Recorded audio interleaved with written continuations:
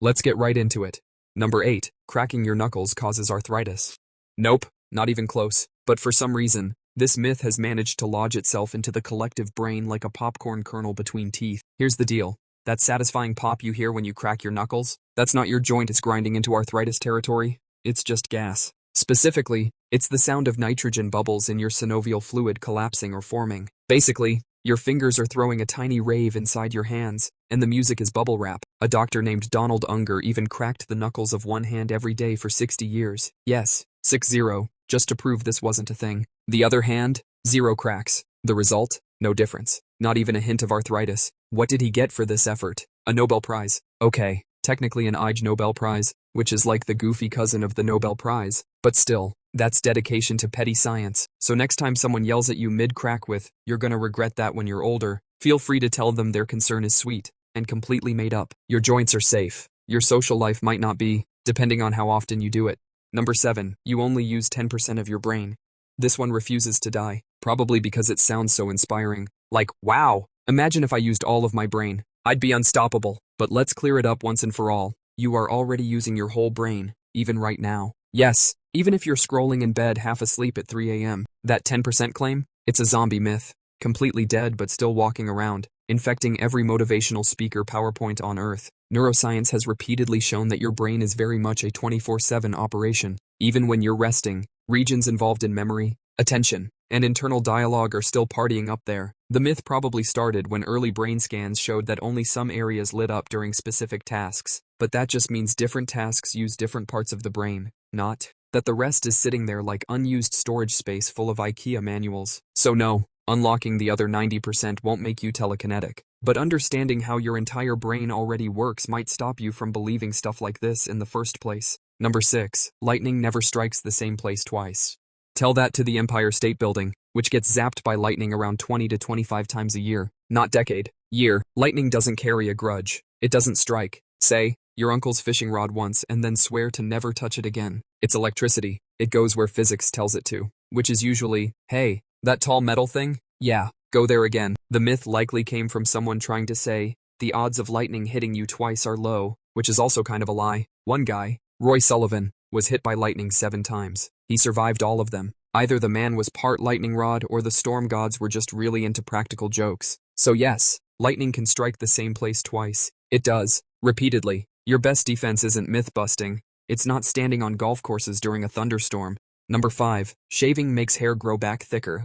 Ah yes, the myth that launched 1,000 razors, and even more bad advice. You've probably heard it from your cousin, your gym teacher, or your friend who swears they shaved once and now it's like a forest. But biologically speaking, this is total nonsense. Shaving doesn't change the thickness, color, or growth rate of your hair. It just feels that way because when you shave, you're slicing the hair off at a blunt angle. That flat edge makes the regrowing hair look thicker or darker, but it's literally the same sad little strand trying to grow back into the world after you decapitated it. Hair grows from follicles deep in your skin, and razors never get anywhere near them. So the idea that shaving affects how fast or strong it grows, about as scientific as thinking your plants grow faster if you scream at them. If shaving really boosted hair growth, bald people would have figured it out by now. Spoiler, they haven't. So go ahead, shave whatever you want. It's not turning you into Bigfoot.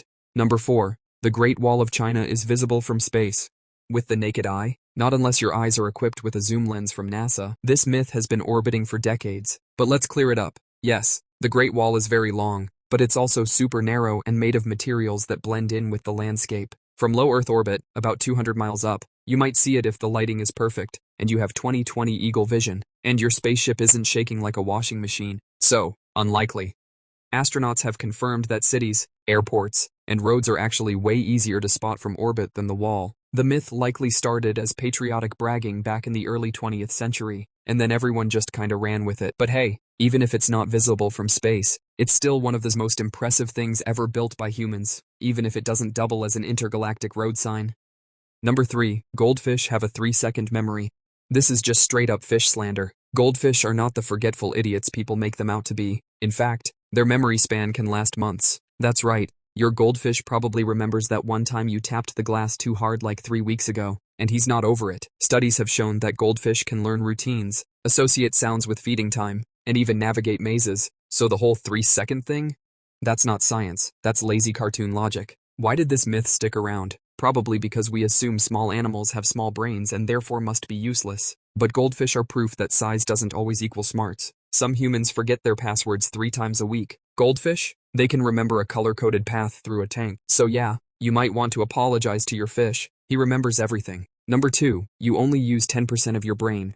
Oh man, this one just refuses to die. You'll hear it in motivational speeches, sci-fi movies, and those weird Facebook posts from your aunt who thinks crystals boost your brain waves. But here's the thing, it's totally false. You're already using 100% of your brain. Congratulations, you're maxed out. This myth probably started as a misquote or a misunderstood study about how much of your brain is active at any given time.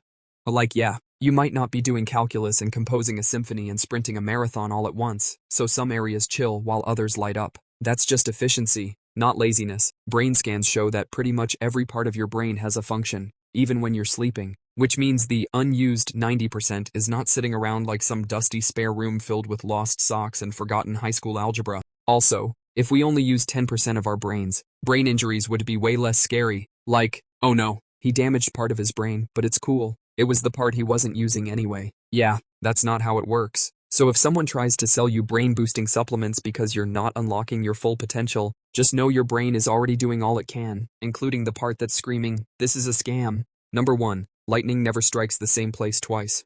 Tell that to the Empire State Building, which gets zapped by lightning about 23 times a year, or the guy who's been struck by lightning 7 times. He's fine, probably glows in the dark now. But fine, this myth sounds comforting, like the universe has a checklist and once a bolt hits a tree or a person, it's like, welp, not going back there. But nature doesn't care about fairness, it cares about physics. Lightning strikes the highest, most conductive point, which is why tall buildings, antennas, and yes, unlucky people in open fields, tend to be repeat customers. The phrase probably survives because it's catchy and sounds like good advice, but in reality, places that attract lightning once are often more likely to get hit again. It's like being the popular kid at a cosmic barbecue. Zap! So don't rely on this myth to keep you safe in a storm. Your umbrella is not a force field. That's all for today. I'll be making similar videos in the future. Subscribe to see them.